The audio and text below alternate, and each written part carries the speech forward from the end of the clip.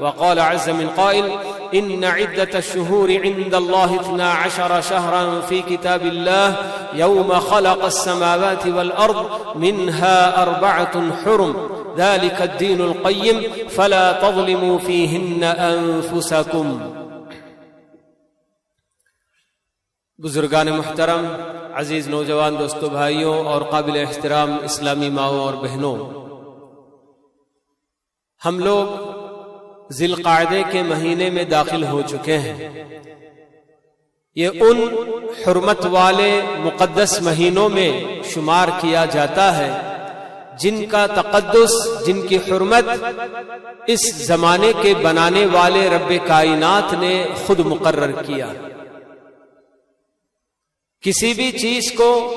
عظیم بنانا، مقدس بنانا، یہ صرف اور صرف اللہ رب العالمین کا اپنا حق ہے۔ وَرَبُّكَ يَخْلُقُ مَا يَشَاءُ وَيَخْتَارُ، اللہ تعالیٰ خود فرماتے ہیں کہ تمہارے پروردگار کو یہ حق حاصل ہے کہ وہ جو چاہے پیدا کرے اور اپنی مخلوقات میں سے جسے چاہے چن لے، منتخب کر لے، کیونکہ اللہ رب العالمین کو خوب اچھی طرح سے معلوم ہوتا ہے کہ کس کو چننا ہے، کس کو منتخب کرنا ہے، کیونکہ اللہ تعالیٰ کا علم ہر چیز کو گھیرے ہوئے ہے۔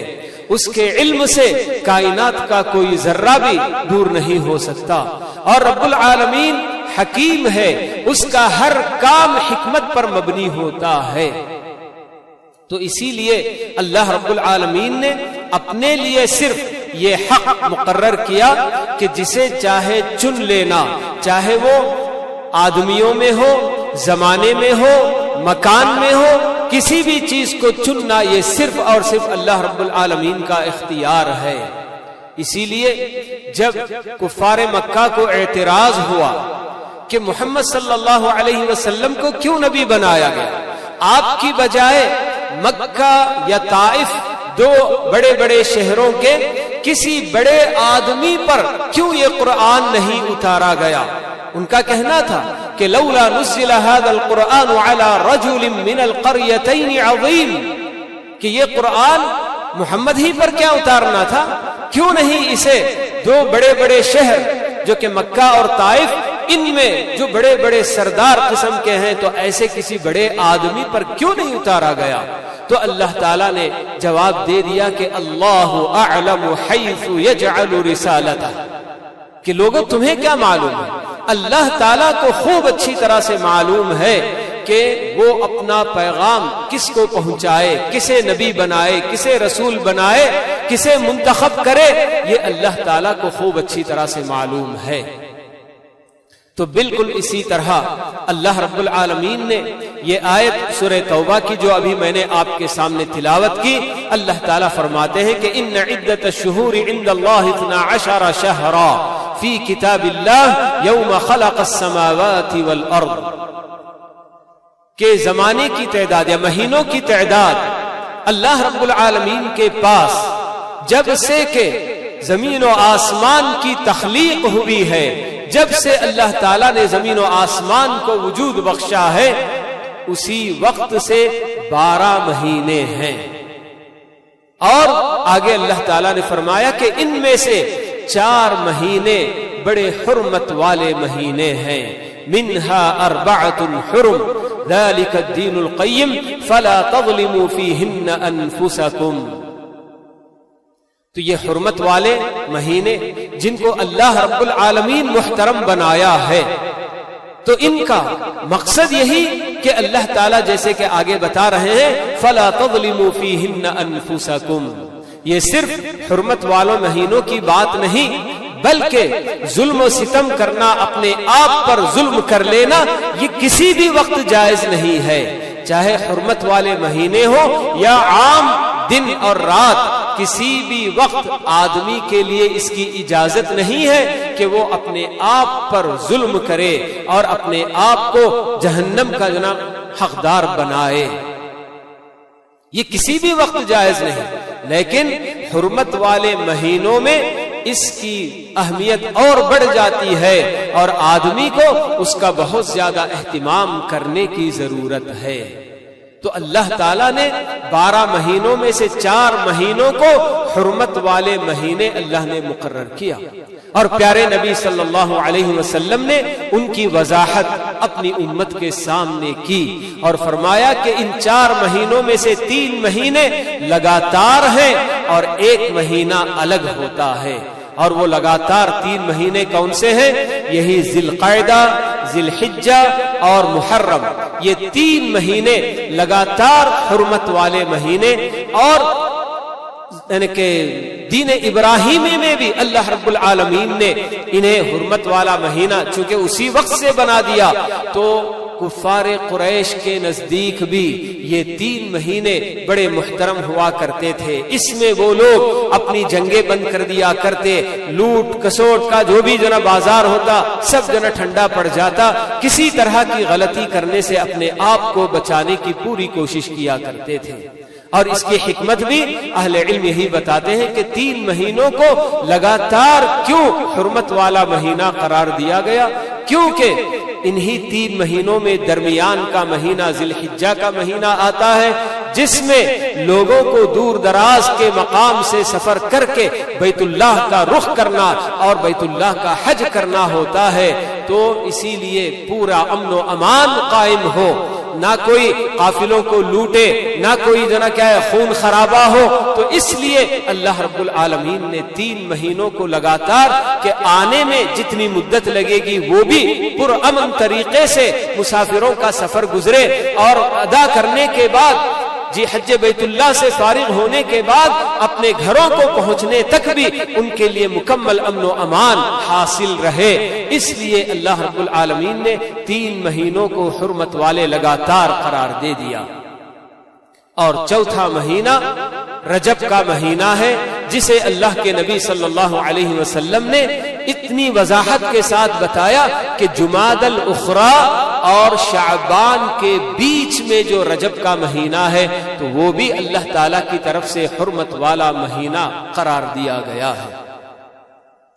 تو ان مہینوں کے تعلق سے ہم مسلمانوں کا اپنا عقیدہ اللہ رب العالمین کے کلام کے عین مطابق یہی ہونا چاہیے کہ یہ 4 مہینے انتہائی عظیم اور اللہ رب العالمین کے پاس ان کا کچھ خاص مقام اور ان کی قدر و قیمت ہے۔ کیوں اللہ تعالیٰ نے ان مہینوں کو حرمت والا بنایا؟ تو یہ تو معمولی سی حکمت ہر کسی کو سوچنے پر یہ چیز سمجھ میں آ جاتی ہے، ظاہر ہے کہ بیت اللہ کا حج کرنے کے لیے لوگ دور دراز کے مقام سے آئیں گے اور واپس جائیں گے تو اس میں پورا امن و امان برقرار رہے، ایک حکمت اہل علم نے اس کی بیان کی ہے۔ لیکن حقیقت میں کیوں اللہ تعالیٰ نے ان مہینوں کو محترم بنایا، اس کے پیچھے اللہ رب العالمین کی اور کیا حکمتیں ہیں، یہ اللہ تعالیٰ ہی بہتر جانتا ہے۔ پھر آگے اللہ تعالیٰ نے ہمیں یہ بات بتائی فَلَا تَظْلِمُوا فِيهِنَّ أَنفُسَكُمْ، یہ صرف حرمت والے 4 مہینوں کے ساتھ خاص نہیں کہ آدمی اپنے آپ پر ظلم نہ کرے، بلکہ کسی بھی وقت آدمی اپنے آپ پر ہرگز ظلم نہ کرے۔ اور ظلم اپنے آپ پر آدمی کب کرتا ہے؟ جب اللہ رب العالمین کے احکام کی خلاف ورزی کرتا ہے، فرائض کی ادائیگی میں کوتاہی کرتا ہے، تو بندہ اپنے آپ پر ظلم کرتا ہے۔ کیوں؟ اس لیے کہ جتنے فرائض میں اس نے کوتاہی کی اس کا سارا وبال اس کے اپنے اوپر ہی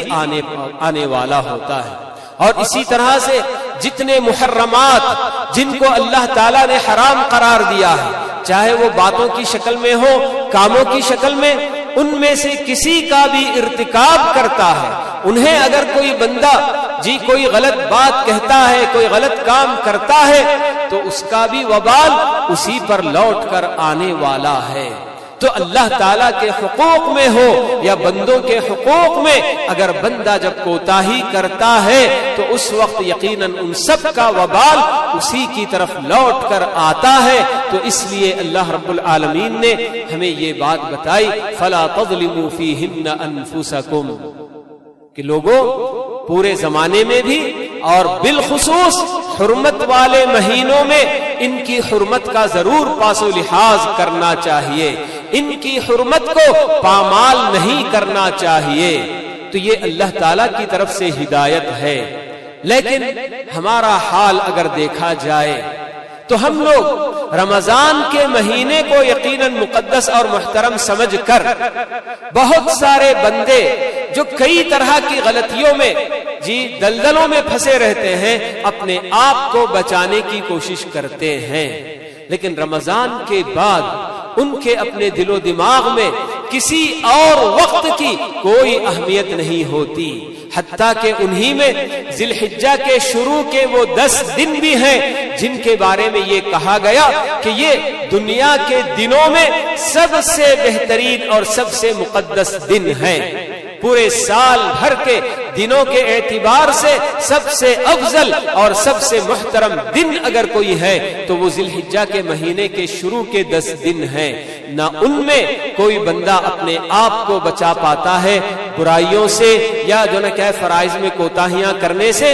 اور نہ ہی ان پورے 4 مہینوں میں جن کو اللہ رب العالمین نے محترم قرار دیا ہے۔ حدیث قدسی میں اللہ رب العالمین خود بتاتے ہیں کہ یا عبادی انی حرمت الظلم علی نفسی وجعلتہ محرما بینکم فلا تظالموا، کہ ہے میرے بندو میں نے اپنے آپ پر بھی ظلم کرنے کو حرام کر دیا ہے۔ اسی لیے جا بجا قرآن مجید کی آیتوں میں اللہ تعالیٰ یہ بات بتاتے ہیں وما ربک بظلام للعبید، کہ تمہارا پروردگار بندوں پر ذرا بھی ظلم کرنے والا نہیں ہے۔ اور اسی طرح سے واتقوا یوما ترجعون فیہ الی اللہ ثم توفی کل نفس ما کسبت وہم لا یظلمون، اللہ تعالیٰ نے بتایا کہ ہاں ہر ایک کو اس دنیا میں اس نے جو کچھ بھی کیا اسی کا بدلہ وہاں دیا جائے گا، کسی پر کسی طرح کا کوئی ظلم نہیں کیا جائے گا۔ ایسا آپ بالکل بھی مت سوچیں کہ اللہ تعالیٰ کی طرف سے یا اللہ تعالیٰ نے جن فرشتوں کو مقرر کیا ہے ان کی طرف سے کبھی کوتاہی ہو سکتی ہے کہ آپ نے جو نیک عمل کیا کسی اور کے کھاتے میں وہ لکھ دیں، یا پھر کسی اور نے کوئی بڑا جرم کیا تو وہ آپ کے کھاتے میں لکھ دیں۔ ایسا بالکل نہیں ہو سکتا۔ ظلم نام کی کوئی چیز اللہ رب العالمین کی عدالت میں بالکل نہیں پائی جاتی۔ اللہ تعالیٰ بالکل عدل و انصاف کرنے والے ہیں۔ تو اسی لیے اللہ تعالیٰ نے اپنے بندوں کو یہ بات بتائی، اور حدیث قدسی میں خود اللہ اپنے بندوں سے مخاطب ہو کر یہ فرما رہا ہے کہ اے میرے بندو میں نے ظلم کرنے کو اپنے آپ پر بھی حرام کر لیا ہے اور حرام قرار دیا ہے، چنانچہ تم لوگ آپس میں ایک دوسرے پر ظلم نہ کیا کرو۔ دوسرے کسی بھی انسان پر جب کوئی کسی بھی اعتبار سے ظلم کرتا ہے، چاہے مال و دولت کے معاملے میں یا عزت و آبرو کے معاملے میں یا مار دھاڑ کسی بھی طرح سے، کسی کو کچھ مار دیا، کسی کا ہاتھ توڑ دیا، کسی کی آنکھ پھوڑ دیا، یا کسی کی عزت اچھالا، یا کسی کا مال ناجائز طریقے سے کھا لیا، ہڑپ کر لیا، تو یہ ساری چیزیں ظلم کی ہی قسمیں ہوتی ہیں، ظلم کی ہی نوعیتیں ہوتی ہیں، الگ الگ نوعیت کے یہ سب ظلم ہیں۔ اور جب بندہ کسی اور پر ظلم کرتا ہے تو ظاہر سی بات ہے کہ وہ بندہ خود اپنے آپ پر ظلم کرتا ہے۔ اکثر لوگ یہ بھول جاتے ہیں کہ کسی بھی طرح کا غلط کام جب کرتے ہیں، اور یہ غلط کام چاہے فرائض چھوڑنے کی شکل میں ہو یا پھر غلط بات یا غلط کام کرنا ہی ہو، جیسے کہ زناکاری ہو، شراب نوشی ہو، یا پھر چوری ہو، یا پھر جو نہ دھوکہ دینا ہو یا جھوٹ بولنا ہو، جتنے بھی غلط کام بندے کرتے ہیں مرد عورتیں سب کے لیے کہ اللہ تعالیٰ کے احکام کی جب خلاف ورزی ہوتی ہے تو سمجھیے کہ بندہ اپنے آپ پر ہی ظلم کیا کرتا ہے۔ اسی لیے اللہ تعالیٰ نے یہ بات بتائی کہ جس نے اچھا کیا تو یقیناً اس کا بدلہ اسی کو ملنے والا ہے، من احسن فلنفسہ ومن اساء فعلیہا. اللہ تعالیٰ بتاتے ہیں کہ جس نے اچھائیاں کی تو وہ اپنے آپ کے لیے اچھائی کیا، اور جس کسی نے بھی برائی کی تو وہ اپنے آپ پر ہی ظلم کر رہا ہے. تو یہ جن مہینوں سے یا جن ایام سے ہمارا اپنا گزر ہو رہا ہے، ہم جس سے گزر رہے ہیں، ذی القعدہ کا یہ مہینہ، اور پھر اس کے بعد ذی الحجہ کا بھی مہینہ، اور پھر محرم کا مہینہ، یہ 3 مہینے لگاتار حرمت والے مہینے ہیں. ان کی حرمتوں کا ہمیں خوب پاس و لحاظ کرنے کی ضرورت ہے. جس طرح سے رمضان کے مہینے میں ہم لوگ ہمارے اپنے معمولات میں فرق لے آتے ہیں، نمازوں کا اہتمام کرنے لگ جاتے ہیں، کلام پاک کی تلاوت بھی کرنے لگ جاتے ہیں، صدقہ اور خیرات میں آگے بڑھ چڑھ کر حصہ لیا کرتے ہیں، ہر طرح کے نیک کاموں میں بالکل اسی طرح سے ان حرمت والے مہینوں میں بھی ہمارا اپنا یہی معمول ہونا چاہیے. اور جس طرح سے رمضان مبارک کے مہینے میں ہم اپنے نفس پر کنٹرول کرتے ہیں اور اپنے آپ کو، اپنی آنکھوں کو، اپنے کانوں کو، اپنی زبان کو، اپنے ہاتھ پیر، ہر چیز کو جس طرح سے، اور خاص کر ہمارے اپنے دل و دماغ میں کہ کہیں کسی طرح کے برے افکار اور برے خیالات نہ آئے، اگر کوئی خیال آتا بھی ہے تو رمضان میں جس طرح سے ہم لوگ اسے فوراً جھٹک کر بالکل اس سے جو نکلنے کی کوشش کرتے ہیں، تو بالکل اسی طرح سے ان حرمت والے مہینوں میں بھی ہمارا ایسا ہی بالکل عمل ہونا چاہیے کہ یہ اللہ تعالی کی طرف سے ہمیں خبر دی جا رہی ہے کہ ان میں سے 4 مہینے حرمت والے مہینے ہیں. یہ خبر ایسے ہی صرف ہم کو خبر دینے کے لیے نہیں، اطلاع کرنے کے لیے نہیں، بلکہ ان حرمت والے مہینوں کا ہمارے اپنے دلوں میں احترام ہو، اور اس احترام کا تقاضا یہ ہو کہ ہم ان مہینوں کی حرمت کو پامال نہ کریں اپنے عمل کے ذریعے. جی ہمارے اپنے پاس آج کل بڑے آرام سے ان مہینوں کے دن اور رات میں بندے یہی سمجھتے ہیں کہ ہم اپنی خواہشات کے پیچھے دوڑنے والے یہی سمجھتے ہیں کہ ہمیں صرف رمضان کے مہینے کا بس ذرا احترام کر لینا ہے، باقی اور کسی دن کی کوئی قدر و قیمت نہیں، سب برابر ہیں. یہ سب جہالت کا نتیجہ ہے. جی ہمیں چونکہ معلوم نہیں ہوتا ہے کہ ہاں اللہ رب العالمین نے اور کتنے دنوں کو مقدس قرار دیا ہے، تو جب اللہ کی طرف سے کسی وقت کو، کسی جگہ کو مقدس قرار دے دیا گیا تو پھر اس کے بعد یقیناً اس کا مقام بہت بڑھ جاتا ہے. یہی وجہ ہے کہ عام جگہوں میں آدمی اگر برائی کرتا ہے تو اس کی سزا میں، اور جو ارض حرم میں برائی کرے گا، مکے کی سرزمین میں یا مدینے کی سرزمین میں جو کہ حرم کا علاقہ ہے، اس جگہ اگر کسی نے برائی کی، کوئی بھی الحاد کا سوچا بھی، تو اللہ تعالیٰ کہتے ہیں کہ اسے ہم دردناک عذاب چکھائیں گے. وَمَن يُرِدْ فِيهِ بِإِلْحَادٍ بِظُلْمٍ نُذِقْهُ مِنْ عَذَابٍ أَلِيمٍ. یہ اللہ تعالیٰ فرماتے ہیں. تو جیسے جگہ کی حرمت ہے تو ویسے ہی زمانے کی بھی حرمت ہے، اور یہ اللہ رب العالمین کا اپنا فیصلہ ہے. جیسا کہ شروع میں آپ کو بات بتائی گئی، قدیم زمانے میں، جاہلیت کے زمانے میں کچھ عرب کے لوگ جب ان لوگوں کو یہ 3 مہینے تک اپنی جنگیں بند کر دینا اور جو ہر طرح کی برائیوں سے اپنے آپ کو بچا کر رکھنا ذرا شاق گزرتا تھا، تکلیف ہوتی تھی کہ 3 مہینے لگاتار کیسے ہم اپنے نفس پر کنٹرول کرتے رہیں گے. تو اس لیے وہ لوگ یعنی کہ مہینوں کو آگے پیچھے کر لیا کرتے تھے. محرم کا مہینہ جو کہ ذی الحجہ کے فوراً بعد آتا ہے تو اسے وہ لوگ تاخیر کرتے، اگلا یعنی کہ پوسٹ پون کرتے، اور اس سے پہلے جو سفر کا مہینہ ہوتا ہے اسے آگے کر لیتے، اور اس کے نتیجے میں 2 مہینے تک ذی القعدہ ذی الحجہ میں جنگیں روک لیتے، ہر طرح کے اپنے آپ کی جو کہ اپنے پر کنٹرول کرتے. لیکن اس کے بعد سفر کا مہینہ اسے نام دے کر بالکل اس میں ہر طرح کے کام کر لیا کرتے تھے. تو اس وجہ سے اللہ تعالیٰ نے ان کو تنبیہ بھی کی. جب قرآن مجید کی آیتیں اتر رہی تھی کہ تم لوگ جس طرح سے مہینوں میں آگے پیچھے کرتے رہتے ہو تو یہ سب ایک زیادتی کی بات ہے، کفر کی بات ہے۔ اللہ تعالیٰ نے جو ترتیب مقرر کی اس ترتیب میں کوئی تبدیلی کسی کے لیے جائز نہیں ہے۔ اسی وجہ سے پیارے نبی صلی اللہ علیہ وسلم جب حجۃ الوداع میں یہ بات بتانا چاہ رہے تھے تو تب آپ نے یہ بات بتائی کہ ان الزمان استدار کہیئتہ یوم خلق اللہ السماوات والارض، کہ لوگوں اللہ تعالیٰ نے جس وقت زمانے کو وجود بخشا اور مہینوں کی جو ترتیب اللہ تعالیٰ نے رکھی تھی، اب کفار اور جاہلیت میں لوگوں نے اسے آگے پیچھے کرتے کرتے بہت سارے مہینے آگے پیچھے جو ہو گئے،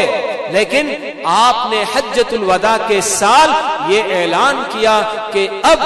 جس وقت آپ وہ بات بتا رہے تھے کہ اب یہ زمانہ بالکل اپنی اسی ترتیب پر، اسی ہیئت پر واپس لوٹ چکا ہے جس پر اللہ تعالیٰ نے اسے بنایا تھا،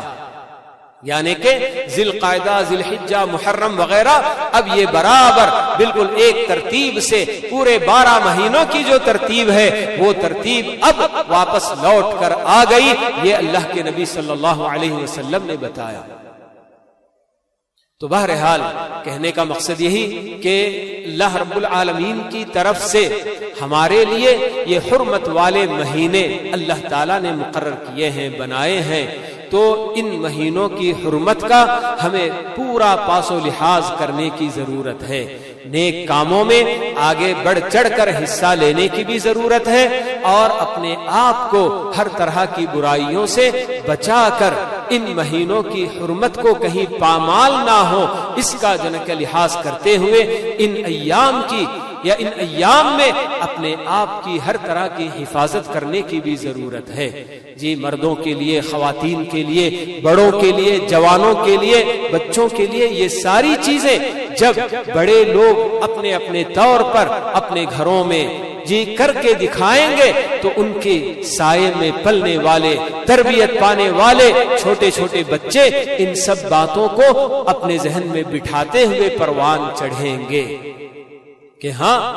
زمانے میں 3 مہینے ایسے بھی ہیں کہ جن کی بڑی قدر و قیمت ہے کہ اللہ رب العالمین نے انہیں بڑا محترم بنایا ہے، تو ہم نے ہمارے اپنے بڑوں کو، ہمارے اپنے بزرگوں کو کس طرح سے ان مہینوں کی تعظیم اور ان کا احترام کرتے ہوئے ہم نے دیکھا ہے، تو ہمیں بھی اسی طرح سے یہ سارے کام کرنے کی ضرورت ہے۔ لیکن آج بہت سارے گھرانوں میں بڑوں کا حال یہ ہوتا ہے کہ نہ وہ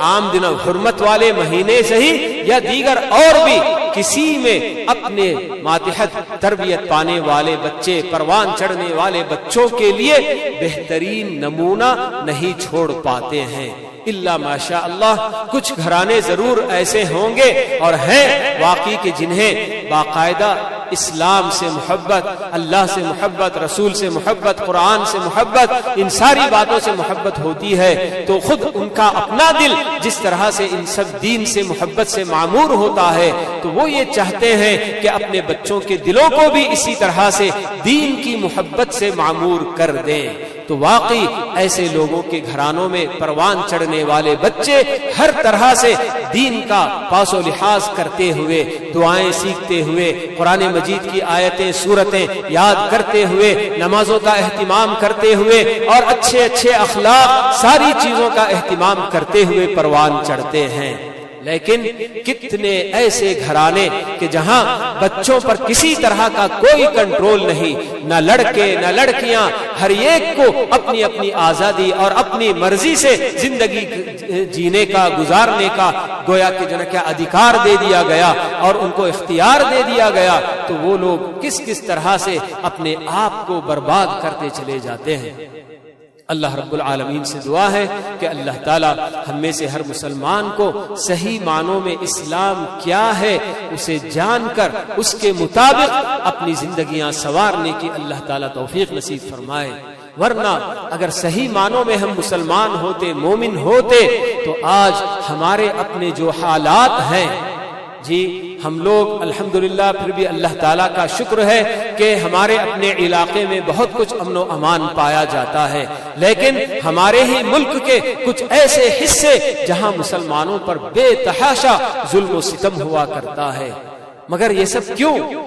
کیونکہ انہوں نے صحیح اسلام کو پیچھے چھوڑ دیا اور اپنے بزرگوں سے جو کچھ بھی رواج یہ وہ پایا تو اسی کو اسلام سمجھ کر اس پر عمل کرتے چلے جا رہے ہیں۔ کل مجھے ویلور جانے کا اتفاق ہوا تھا، ایک پروگرام تھا وہاں، تو وہاں مغرب کے وقت میں پہنچا اور گلی سے گزر رہا ہوں تو ہر گھر سے خوشبو آ رہی ہے۔ تو میرے اپنے سالے صاحب نے بتایا کہ ہاں آج جمعرات کا دن ہے، تو یہ سارے مسلمان بس یہ اسلام سمجھتے ہیں کہ جمعرات کے دن عود بتی گھروں میں جلا لو، بس اسلام کا پورا حق ادا ہو گیا۔ اور انہی گھروں میں کتنے مرد حضرات، اذان بھی ہو رہی ہے، کوئی باہر نکل کر نہیں آ رہا ہے، مسجد کے بازو میں دکانیں ہیں مگر دکان چھوڑ کر مسجد کو آنا ان کے لیے جو ہے گوارا نہیں ہے۔ تو ایسے سب حالات اگر مسلمانوں کے ہوں گے اور پھر بھی ہمیں یہ شکایت ہو کہ اللہ تعالی ہماری کیوں مدد نہیں کرتا، ہم تو مسلمان ہیں، تو کون سے مسلمان ہیں میرے بھائی یہ جسے 5 وقت کی نماز کا کوئی خیال نہیں کہ اللہ تعالیٰ نے مجھ پر 5 وقتہ نمازیں فرض کی ہیں کہ اس کے بارے میں کل اللہ تعالیٰ پوچھے گا تو میں کیا جواب دوں گا؟ اور بہت سارے بدعات اور خرافات کو دین سمجھ کر عمل کرتے چلے جائیں، اور جو اللہ کے نبی صلی اللہ علیہ وسلم کا لایا ہوا اسلام ہے تو اسے پیچھے چھوڑ دے، تو پھر اللہ تعالیٰ کیوں ہماری مدد کرے گا؟ تو ایک ہمارے لیے ان سب حالات میں سب سے پہلے اپنے آپ کا ہی جائزہ لے کر دیکھنا ہے کہ کیا واقعی ہم سچے پکے مسلمان ہیں۔ تو ایسی صورت میں یقیناً اللہ تعالیٰ کا وعدہ ہے وَأَنْتُمُ الْأَعْلَوْنَ إِن كُنتُم مُؤْمِنِينَ کہ لوگوں اگر تم صحیح معنوں میں مومن رہو گے تو تم ہی سر بلند ہو کر رہو گے، تمہیں کو اللہ تعالیٰ بلندی عطا کرے گا۔ لیکن آج ہم لوگ بلند نہیں ہیں، اللہ تعالیٰ نے ہم سے وہ مقام چھین لیا، تو کیوں؟ اس لیے کہ جو کنڈیشن اللہ تعالیٰ نے رکھی ان کنتم مؤمنین، تو یہ ہم نے پورا نہیں کیا۔ تو اللہ تعالیٰ ہم میں سے ہر مسلمان کو، مردوں کو، عورتوں کو، جوانوں کو، بڑوں کو، سبھی کو اللہ رب العالمین اپنا اپنا جائزہ لے کر اپنے اندر کیا کچھ خرابی، کیا خامی پائی جاتی ہے، دین کے اعتبار سے ہم کتنی کوتاہیاں کرتے ہیں، ان سب کا جائزہ لے کر اپنے آپ کی اصلاح کرنے کی اللہ رب العالمین سب کو توفیق نصیب فرمائے۔ اقول قولی ھذا واستغفر اللہ لی ولکم ولسائر المسلمین من کل ذنب فاستغفروه انه هو الغفور الرحیم۔